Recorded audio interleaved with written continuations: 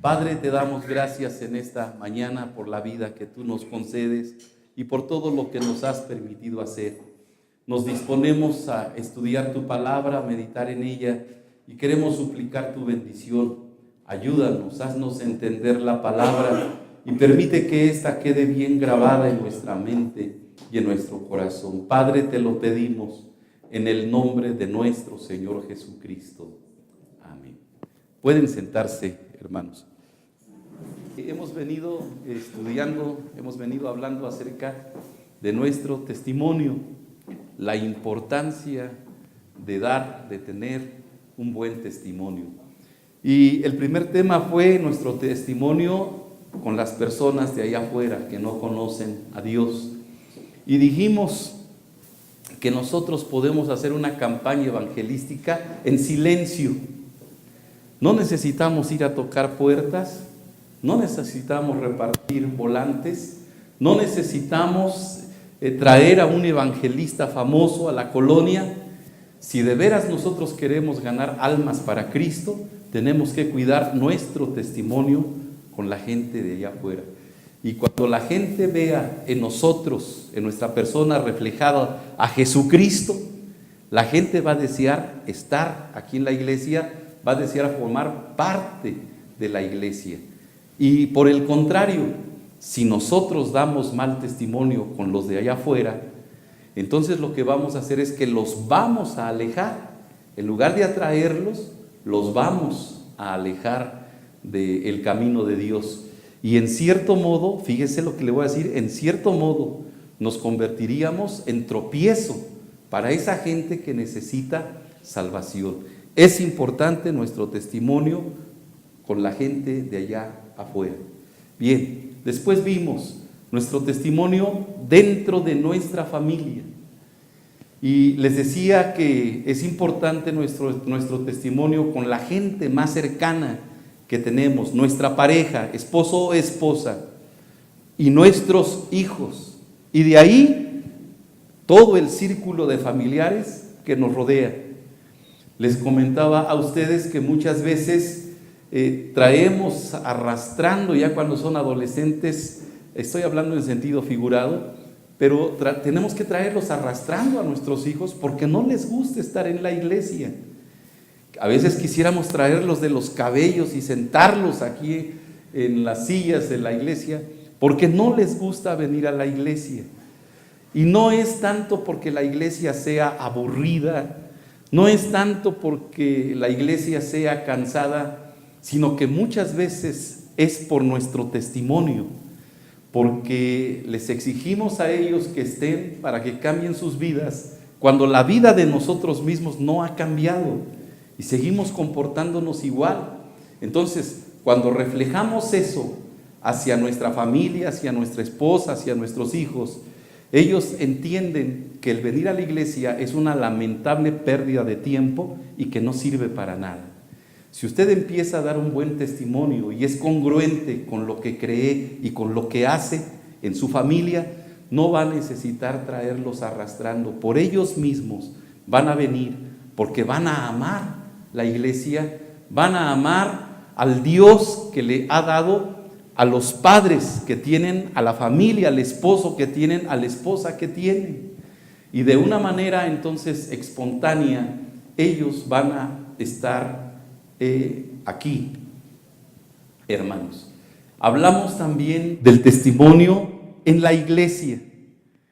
Primero con la gente de afuera, después en nuestra familia y después en la iglesia. Y veíamos hace 8 días que nuestro testimonio es importante en la iglesia porque estamos impactando a la gente nueva que llega y estamos impactando a los pequeños, al grupo infantil, a través de nuestro testimonio, a través de nuestro ministerio. Va a haber hermanos que quieran ser como el hermano Lupe, por poner un ejemplo. Va a haber hermanos que quieran dirigir como el hermano Esaú. Va a haber hermanas, niñas tal vez, que quieran predicar como la hermana Irma. Va a haber hermanos, ¿verdad?, que quieran ser pastor como el hermano David.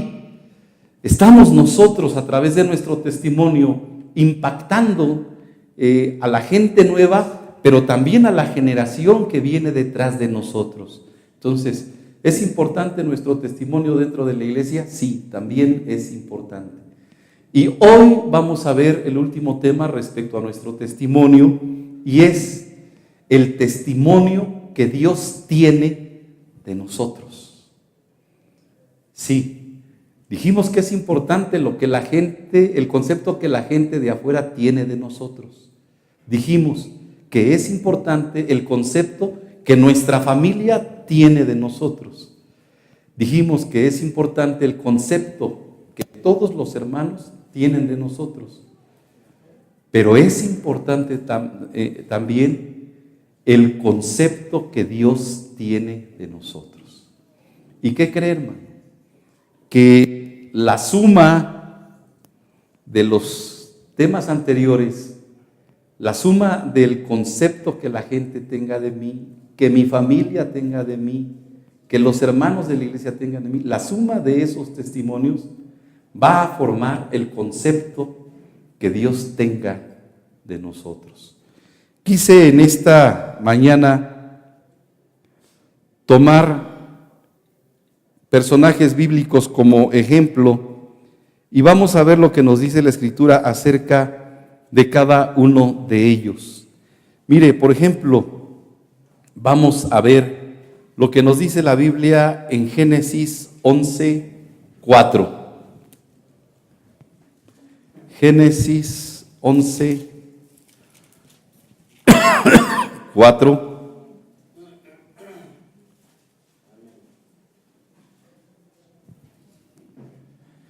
No, perdón, me equivoqué, no es Génesis, es Hebreos. Hebreos 11:4. Por favor, lean conmigo lo que dice Hebreos 11:4. ¿Cómo dice? Por la fe, Abel ofreció a Dios más excelente sacrificio que Caín, por lo cual alcanzó testimonio de que era justo, dando Dios testimonio de sus ofrendas, y muerto aún habla por ella. Dio testimonio de ser justo. Dice, alcanzó testimonio de que era justo. Y después dice, dando testimonio, ¿quién? Dios. ¿Quién daba testimonio de Abel, hermanos? Dios. ¿Y de qué daba testimonio Dios acerca de Abel? De sus ofrendas. Fíjese, esto es interesante porque si vamos al libro del Génesis, nos vamos a encontrar con que la idea por primera vez registrada de traer un sacrificio de gratitud a Dios, la idea no fue de Abel, la idea fue de Caín. Y Caín, hermanos, dice que trajo del fruto una ofrenda para Dios. Pero a Abel le pareció buena la idea de dar a Dios de lo que él había recibido de la mano de Dios, en gratitud por la prosperidad, en gratitud por la bendición. Entonces Abel también trae de su ganado una ofrenda a Dios. Pero hay dos cosas aquí que tenemos que señalar. Respecto a Caín, solamente dice que trajo una ofrenda a Dios del fruto. Pero cuando se trata de Abel, dice que su ofrenda fue una ofrenda escogida. Escogió de lo más gordo de su ganado. Escogió de lo mejor que tenía en su ganado. Y de lo mejor que él tenía, le trajo a Dios. ¿Se acuerdan, hermanos, cuando el Señor Jesucristo estaba en el templo observando a los que depositaban la ofrenda en el alfolí? Y que dice la Escritura que muchos ricos venían con bolsas repletas de monedas y la vaciaban en el alfolí. Y se oía el tintinar de esas monedas, de esas grandes cantidades de monedas. pero se acercó una viuda pobre y depositó 2 blancas. Y esa ofrenda de aquella viuda captó la atención de Dios. No las grandes cantidades, sino aquella pequeña ofrenda. Ahora, ¿por qué, hermanos? ¿Porque era una pequeña ofrenda? ¿El Señor estaba calificando el valor de las ofrendas? No. Antes de ver nuestra ofrenda, el Señor nos ve a nosotros. Se lo repito. Antes de ver Dios nuestra ofrenda, Él nos ve a nosotros. ¿En qué actitud nos estamos acercando para depositar nuestra ofrenda, para darle a Él? La ofrenda de Abel fue una ofrenda esforzada, fue una ofrenda de lo mejor. Y eso fue lo que marcó la diferencia respecto de la ofrenda de Caín. Porque a través de esa ofrenda esforzada, Abel estaba manifestando su amor, su gratitud, ¿verdad?, para con el Señor. Y fíjese, estamos hablando de un personaje del principio de la creación. Y han pasado milenios, y han pasado siglos, y han pasado décadas. Y hoy, 17 de noviembre de 2013, se sigue recordando la ofrenda de Abel. Y dice el escritor sagrado a los hebreos que esta ofrenda Dios la vio con agrado y Dios mismo dio testimonio de esa ofrenda. Dio testimonio de la vida devocional de Abel. No es nada más venir a cantar por cantar, no es nada más venir a orar por orar, no es nada más venir y depositar alguna cantidad en el ofrendero. Antes de escuchar nuestro canto, de escuchar nuestra oración y de ver nuestra ofrenda, Dios ve nuestro corazón, cómo venimos, en qué actitud estamos acercándonos a Él. Y este hermano, como diría nuestra hermana Irmita, este hermano Abel, logró tener un buen concepto por parte de Dios en su vida devocional. Pero vamos a lo siguiente. Ahora sí, en el libro de Génesis, en su capítulo 18,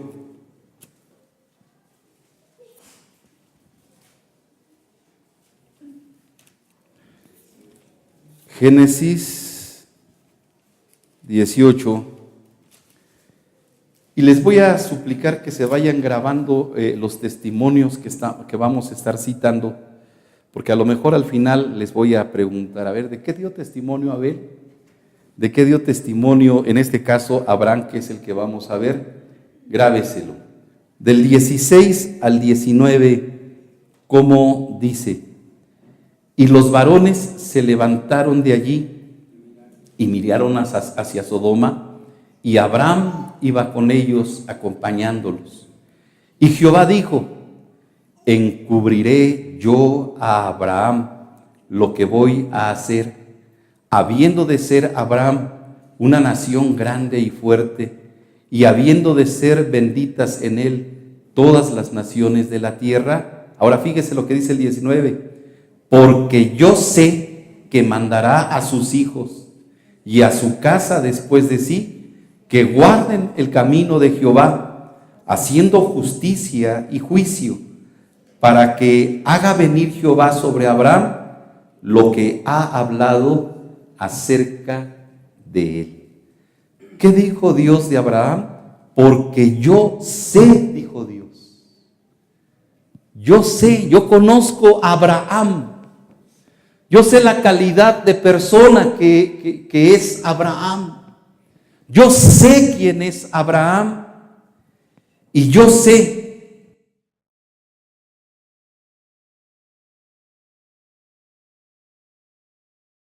que Él mandará a sus hijos y a su casa después de sí, que guarden el camino de Jehová. Aquí Dios está dando testimonio de su vida familiar. ¿De qué, hermanos? De la vida familiar de Abraham. Y fíjese, dice, yo sé que él va a mandar a sus hijos, primeramente, y a su casa, es decir, todos los familiares, toda la parentela que vivía con él después de sí, que guarden el camino de Jehová. Y para poder hacer esto, Abraham, para que sus hijos pudieran hacerle caso, necesitaba algo Abraham. No solamente transmitirles el conocimiento, no solamente darles el mandamiento, sino que sumado a eso, tenía Abraham que haberles dado un buen testimonio a sus hijos. Tenía que haberles dado un buen testimonio a sus hijos. Tenía que haber transmitido un buen testimonio a su esposa, para que cuando él ya no estuviera, entonces sus hijos lo imitaran y siguieran el camino que él les había trazado, que él les había marcado. Y mire, hermanos, si no sucedió así, nosotros podemos ver la tercera generación de Abraham, y en la tercera generación vemos a Jacob. Una de las cosas que Abraham hizo, y que en esta mañana viene a mi mente para ponerlo como ejemplo, es que también, así como Abel fue el que trajo la primera ofrenda agradable delante de Dios, Abraham trajo el primer diezmo. Cuando no había ley, cuando no había mandato acerca del diezmo, Abraham trajo el diezmo a Melquisedec, rey de Salem. Y esa actitud, esa práctica llegó a oídos de Jacob, que era su nieto, y Jacob aprendió a diezmar de la vida, de la conducta de su abuelo Abraham. Entonces, no solamente transmitió el conocimiento, sino que además ese conocimiento lo firmó con su propio testimonio. Y Dios dio testimonio de la vida familiar de Abraham. Es importante entonces, hermanos, el testimonio que Dios tenga de cada uno de nosotros, el concepto que Dios tenga de cada uno de nosotros. Dios dijo de Abraham, yo sé que él lo va a hacer. Vamos adelante, y en Hebreos capítulo 11 nuevamente.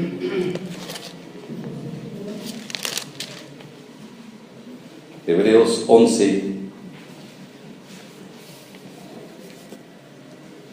Pero ahora en el versículo 5 vamos a encontrar algo más. ¿Cómo dice Hebreos 11:5? ¿Cómo dice? Por la fe Enoc fue traspuesto para no ver muerte, y no fue hallado porque lo traspuso Dios, y antes que fuese traspuesto tuvo testimonio de haber agradado. ¿De qué tuvo testimonio? De haber agradado a Dios. Dio testimonio de su vida personal. No encontramos en la Biblia, hermanos, que nos hable de la familia de Enoc. No sé si usted se ha dado cuenta. La Biblia no nos dice acerca, según yo recuerdo, no nos dice acerca de su esposa. No nos dice si tuvo hijos, no nos dice quién fue su padre, no nos dice quién fue su madre. Entonces, no nos habla acerca de su familia, pero nos habla de él personalmente. Y de ese testimonio personal que él pudo manifestar en su tiempo, escribe el escritor sagrado a los Hebreos, que tuvo testimonio de haber, ¿qué cosa? Agradado a Dios. Y en el libro del Génesis leemos que Enoc caminó con Dios. Entonces, nos habla de una relación estrecha con Dios. Nos habla de un compañerismo con Dios. Nos habla de una amistad con Dios. Enoc caminó con Dios. Y si Enoc caminó de la mano de Dios, si Enoc caminó al lado de Dios, Enoc no podía haber sido una persona mala. Enoc no podía haber sido un hombre perverso. Enoc no podía haber sido un hombre malo. Si tú caminas con Dios, no puedes ser perverso ni malo.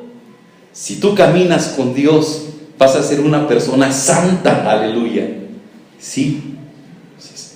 Dios, hermanos, él tuvo testimonio de haber caminado con Dios y tuvo testimonio de haber agradado a Dios. ¿Y cuál fue la recompensa? ¿Cuál fue la recompensa? ¿De qué manera Dios lo recompensó?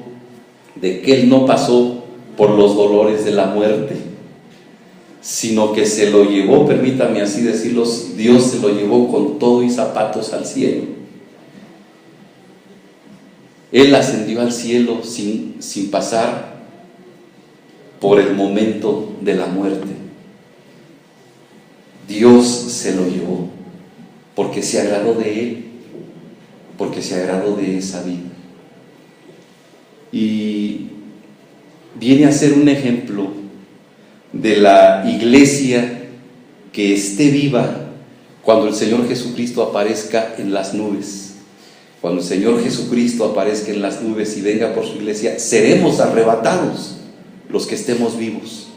Los muertos en Cristo resucitarán primero, pero luego los que queremos seremos transformados y seremos arrebatados para estar con el Señor por toda la eternidad. Pero ¿a quiénes se va a llevar el Señor? A aquellos que tengamos testimonio de haber agradado a Dios. Dios se va a llevar a aquellos que tengan ese testimonio de haber agradado a Dios. Vamos a ver al siguiente personaje. Creo que ahora sí me estoy pasando de ir rápido, pero bueno. Daniel capítulo 9.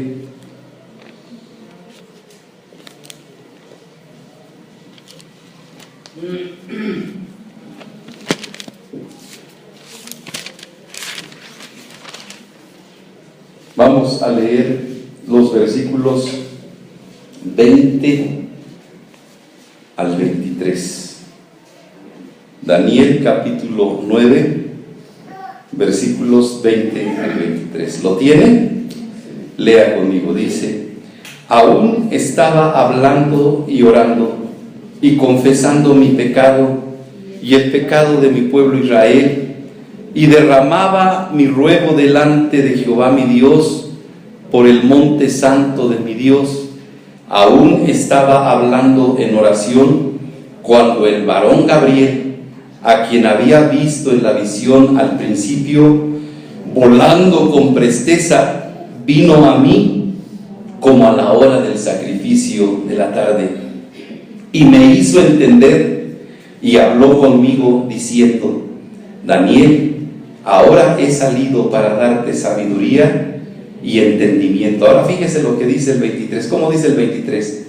Al principio de tus ruegos fue dada la orden, y yo he venido para enseñártela, porque tú eres muy amado. Entiende pues la orden y entiende la visión. Tú eres, ¿qué cosa? Le dijo el ángel, muy amado. No estaba hablando de los hombres en la tierra, estaba hablando de las huestes celestiales en el reino de los cielos. Porque fíjese lo que le dice: al principio de tus ruegos. Ni siquiera habías terminado de orar cuando el jefe supremo, Dios eterno y poderoso, dio la orden. Al principio de tus ruegos fue dada la orden, y yo he venido para enseñártela. ¿Por qué? Porque tú eres muy cuando yo leí esta parte por primera vez, algo se movió dentro de mí, algo se movió dentro de mi corazón, por el testimonio que este ángel está dando acerca de este siervo de Dios. Y yo lo entendí de la siguiente manera: ninguno de nosotros pasamos desapercibidos en el cielo. ¿Me escuchó? Ninguno de nosotros pasamos desapercibidos en el cielo. Pero escúchenme, se oye hablar de nosotros en el cielo, se oye comentar de nosotros en el cielo. Pero ¿qué es lo que se comenta de nosotros, hermanos? ¿Qué es lo que se dice de nosotros allá arriba? ¿Cuál es el concepto que tienen en el cielo acerca de mí, acerca de usted? ¿En qué concepto nos tienen? No pasamos desapercibidos, no somos gente desconocida, somos gente bien conocida en el reino de los cielos. Pero ¿de qué manera nos conocen? ¿Por nuestro buen testimonio o por nuestro mal testimonio? ¿Por cuál de las cosas nos conocerán en el cielo, hermanos? Me llenó de ternura cuando escucho esta expresión, esta declaración en favor de Daniel. Tú eres muy amado. En el cielo el Padre te ama y las huestes celestiales te amamos. Y mira, tanto se te ama en el cielo que apenas empezaste a orar y se dio la orden de que viniera yo. Y no era cualquier ángel, era Gabriel, uno de los principales en la jerarquía angelical, uno de los principales. Se me envió a mí a traerte la respuesta, porque tú eres muy amado en el cielo. ¿Y qué hizo Daniel para despertar ese sentimiento en las huestes celestiales, para despertar ese sentimiento en el corazón de Dios? ¿Qué hizo Daniel para merecer esa distinción? Pues desde el capítulo 1 de este libro de él, vemos las cosas que él hizo. Él propuso en su corazón no contaminarse. Y después vemos la fidelidad de Daniel. El rey promulgó un edicto de que nadie clamase a otro Dios que no fuera el rey. Daniel tenía la costumbre de orar 3 veces al día con las ventanas abiertas. Y aunque había sentencia de muerte para aquellos que desobedecieran el edicto, Daniel, no obstante, hermanos, abriendo las ventanas de su casa, él seguía orando 3 veces a Dios en el día. Y por esa práctica fue llevado al pozo de los leones. Pero el Dios al cual él servía, el Dios que amaba a Daniel, lo libró de las garras de los leones y le preservó la vida. Aleluya. ¿Qué fue lo que hizo Daniel? Vivió una vida de santidad. ¿Qué fue lo que hizo Daniel? Fue una vida fiel a Dios, aún a riesgo de su propia vida. Y pudiéramos señalar muchas más cosas acerca de este personaje. A mí me llama la atención, la Biblia no solapa pecados, la Biblia no oculta nada. Y de Moisés nos dice que asesinó a un hombre, y de David nos dice que cometió adulterio, y de Saúl nos dice que fue desobediente, y de Jonás nos dice que también fue rebelde y desobediente. Pero de Daniel, usted lea el libro y lea la Biblia de Génesis, Apocalipsis, y no va a encontrar que la Biblia diga algo malo acerca del testimonio, acerca de la persona de Daniel. Y por eso, hermanos, a pulso se ganó ese aprecio en el reino de los cielos. Tú eres muy amado. ¿No le suena familiar con tú eres mi hijo amado en quien yo tengo complacencia? Y Esas palabras fueron dichas por el Padre acerca de nuestro Señor Jesucristo. Pero en esta ocasión no es el Padre, es un ángel que está abriendo el velo de la revelación y le está revelando a Daniel y le está diciendo: no soy el Padre, pero yo sé lo que se oye en el cielo acerca de ti. Y lo que puedo decir de ti es que tú eres muy amado allá arriba. Tienes una palancota, diríamos acá abajo, que tú eres muy amado en el reino de los cielos. Pues esforcémonos por tener nosotros también un lugar de privilegio en el corazón de Dios, porque lo que se diga de nosotros, la fama que nosotros formemos aquí en la tierra, sea una buena fama y que repercuta, que tenga un alcance hasta el reino de los cielos, y que en el reino de los cielos se sepa que usted y yo somos buenos hermanos, buenos hijos de Dios. Bien, vamos adelante y ahora vamos al capítulo 2 del libro de Job. Capítulo 2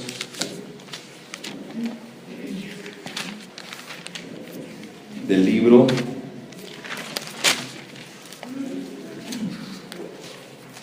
de Job, y vamos a leer el versículo 3, Job 2, 3. ¿Ya lo tienen? ¿Cómo dice Job 2, 3? Y Jehová dijo a Satanás: ¿no has considerado a mi siervo Job, que no hay otro como él en la tierra, varón perfecto y recto, temeroso de Dios y apartado del mal, y que todavía retiene su integridad, aun cuando tú me incitaste contra él para que lo arruinara sin causa? De una manera directa, ahora es el mismo Dios el que está dando testimonio de Job. Y fíjese a quién le está testificando acerca de Job: al mismísimo tentador, al mismísimo engañador, al mismísimo Satanás. Dios le está dando testimonio de su siervo y le dice: ¿no has considerado a mi siervo Job? Que no hay otro, no hay otro, no hay otro como él en la tierra. Y lo describe: varón perfecto y recto, temeroso de Dios, apartado del mal, y que todavía retiene su integridad, aun cuando tú me incitaste contra él para que lo arruinara sin causa. Qué tremendo testimonio tenía Job. Qué tremendo testimonio está dando el Dios mismo acerca de la persona de Job. ¿Y por qué Satanás incitó a Dios para que arruinara a Job, hermanos? Bueno, porque anteriormente a este versículo que acabamos de leer, Dios le había dado testimonio a Satanás acerca de Job. Pero Satanás le dijo: pues si lo has llenado de riquezas, lo has llenado de bendición y tantas cosas, así que no te sirve, así que no va a ser fiel, pues si no sufre, tiene todo. Antes que no dijo Satanás: así hasta yo sería fiel. Pero quítale lo que le has dado, quítaselo, y verás si no blasfema contra ti en tu propia presencia. Y el Señor le dijo: adelante, quítale todo lo que tiene, quítale todas las bendiciones.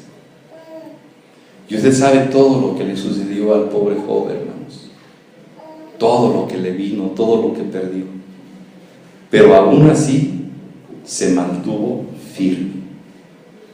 Y por eso en esta segunda ocasión le dice Dios a Satanás: ¿qué pasó? Me incitaste contra él para arruinarlo sin causa. No había motivo. No había motivo de hacerlo pasar por el sufrimiento, porque era varón perfecto, justo, apartado del mal, tantas cosas. No había razón para hacerlo pasar por el horno de fuego, no había razón para hacerlo pasar por el sufrimiento. Tú me incitaste contra él, y mira, aún que lo arruiné, aunque quedó en la ruina, sin haber motivo para ello, él se mantiene íntegro, él está firme. Qué testimonio tan tremendo. ¿Y lo dejó Dios en su ruina, hermanos? No. Después Dios lo recompensó y le dio muchas veces más lo que en un principio le había dado a Job. Entonces, hermanos, es importante nuestro testimonio aquí en la tierra, y es importante nuestro testimonio en el cielo. Dicho de otra manera, nuestro testimonio aquí en la tierra repercute en nuestro testimonio allá en el cielo. Y entonces, vuelvo al punto. ¿Qué es lo que se dirá de nosotros? ¿Qué es lo que pensará Dios acerca de nosotros? Ya olvídese lo que la gente dice, olvídese de lo que la familia dice o lo que los hermanos dicen. ¿Qué dice Dios acerca de ti? ¿Qué dice Dios acerca de mí? De Abel han pasado siglos y Dios sigue dando testimonio de la vida devocional de Abel. De Abraham, el Señor hasta el día de hoy sigue diciendo: yo sé que Abraham mandará a su casa que siga mi camino, y estará respaldado ese mandamiento con su testimonio. Y lo pudimos ver a través de su nieto Enoc. No se nos dice de algún familiar de Enoc, solamente se nos dice acerca de su propia persona. Pero en su propia persona él tuvo testimonio de haber agradado a Dios. Él tuvo testimonio de haber agradado a Dios. Y Daniel tuvo testimonio, dio testimonio de su fe. Y en el reino de los cielos, bien conocido y amado, un personaje muy amado, no solamente por Dios, sino por todas las huestes angelicales. Y Job, hermanos, dio testimonio de su integridad, que no importaba lo que tuviera o lo que le sobrara, si tenía o no tenía, él era íntegro delante de Dios. Pues yo espero que esta serie de estudios nos hagan reflexionar, nos hagan pensar, y pueda estos estudios y pueda esto que hemos visto en estos domingos producir algún cambio en nuestra manera de vivir. Porque si esta palabra no produce un cambio en nosotros, entonces ¿quién lo va a producir? ¿Quién lo va a producir? Tenemos que reconocer que nosotros por nosotros mismos no podemos. Cambiar por nosotros mismos no podemos.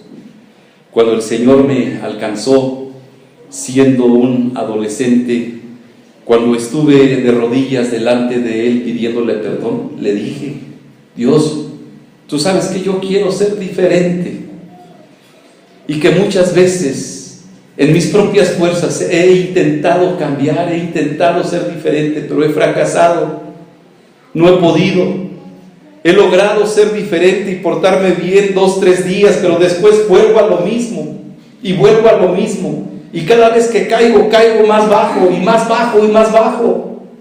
Si no eres tú el que me cambia, si tú no eres el que me transforma, entonces no hay nadie, no hay nada que pueda transformar mi vida. Y hermanos, aquella tarde, era una tarde, el Señor transformó mi vida. Por nosotros mismos no podemos. Nuestra fuerza de voluntad no es suficiente para cambiar. Nuestras buenas intenciones por cambiar no son suficientes. Necesitamos el poder de Dios manifestándose en nuestra vida y realizando ese cambio en nosotros. ¿Qué es la parte que nosotros tenemos que poner? Reconocer que necesitamos ayuda, reconocer que hemos fallado, que a lo mejor allá afuera se dicen cosas de, ay, ese señor, ay, esa señora. Tenemos que corregir eso. Que a lo mejor nuestra familia, mi esposa o mis hijos dicen, si los hermanos supieran cómo es aquí en la casa, si la gente, si sus patrones, si sus jefes, sus compañeros de trabajo supieran cómo es aquí en la casa, tendrían otro concepto de él, ¿verdad? Entonces reconocer que a lo mejor hemos fallado con la gente de afuera, hemos fallado con nuestra familia, o hemos fallado entre nosotros como hermanos. A lo mejor le hemos metido el pie a algún hermano para que caiga, nos cae mal y le metemos constantemente el pie para que caiga. Y como quisiéramos que no viniera al mismo templo, a la misma iglesia que nosotros. Está mal, no estamos dando buen testimonio entre nosotros como hermanos. Es importante entonces que haya un cambio, que haya una transformación, un cambio de conducta, un cambio de actitud, para que las cosas puedan marchar bien en nuestra vida. E insisto, ese cambio, el único que lo puede realizar es Dios. Si en esta mañana tú reconoces que necesitas que Dios haga un cambio en ti, Él está presto, Él está dispuesto, Él lo quiere hacer. Y que esa fama que hemos generado en el cielo cambie, que no sea una mala fama, que no seamos conocidos en el cielo por las cosas malas que hacemos, sino por las cosas buenas que hacemos. Y que el Señor pueda decir de nosotros, como dijo de su Hijo: este es mi Hijo amado, en quien yo tengo complacencia. Este Hijo es mi Hijo amado, y en Él yo siento mucha satisfacción. Él es mi alegría, no mi tristeza. Él es mi gozo, no mi preocupación. Él es todo, Él es todo. Hermanos, Dios quiere amarnos y Dios quiere bendecirnos. Pónganse de pie y vamos a orar y vamos a pedir al Señor que Él nos ayude. Voy a invitar a nuestro hermano Lupe para que Él nos